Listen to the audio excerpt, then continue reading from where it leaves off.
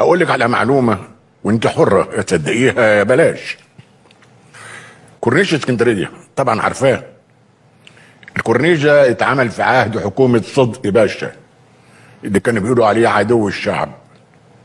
الكورنيش ده اتكلف 50,000 جنيه، والشركه اللي نفذته شركه مقاولات طلياني كسبت فيه قرش ساعة واحد، والكورنيش لسه زي ما هو.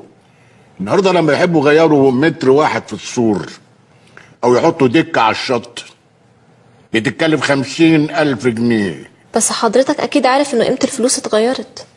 عارف يا بنتي، عارف ان قيمه الفلوس اتغيرت، وان الجنيه النهارده يساوي قرش ساغ، وان الجرنان اللي كان بقرش النهارده العادي بجنيه، واللي محشي اعلانات بجنيه وربع.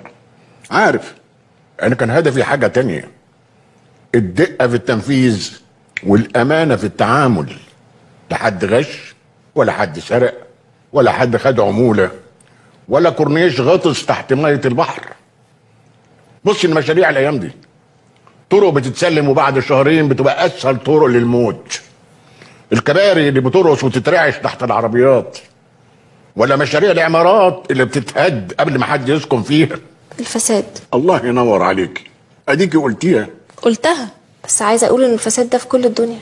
عندك حق، بس الفساد اللي عندنا غير اللي في كل الدنيا.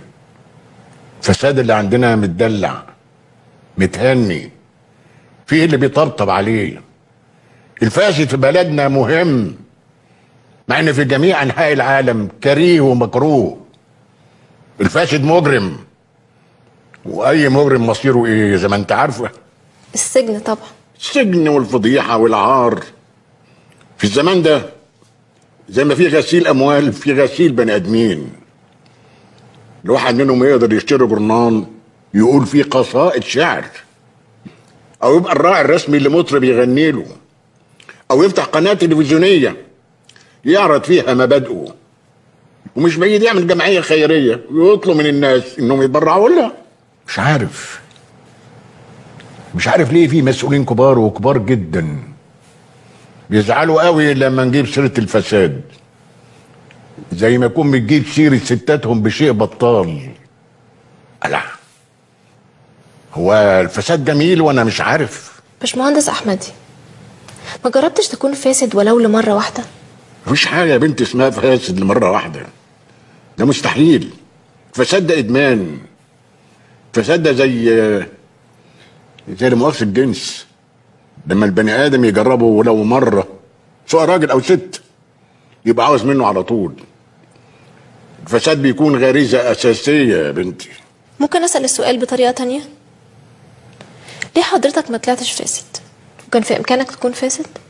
ما كانش عندي فرصه اني اكون فاسد. كنا بنخاف ربنا والناس، اولادنا واهالينا، وكانت الرقابه شديده والدوله كان ايدها عافيه. كنا راضيين بالستر والصحه والشرف. ما هو زمان كان في حاجه اسمها الشرف بنخاف عليه. مصر طول عمرها كان بتأثر في غيرها، دلوقتي هي أكبر بلد بتتأثر بغيرها. المصريين اللي سابوها وسافروا وعاشوا بعيد عنها سنين سواء طويلة أو قصيرة، لما رجعوا معاهم عادات البلاد اللي كانوا فيها. عشان كده حصلت للناس حالة انبطاح. يعني ايه يا فندم حالة انبطاح؟ يعني ضياع الهوية المصرية، الروح المصرية، الخفافة واللطافة والظرف والمفهومية.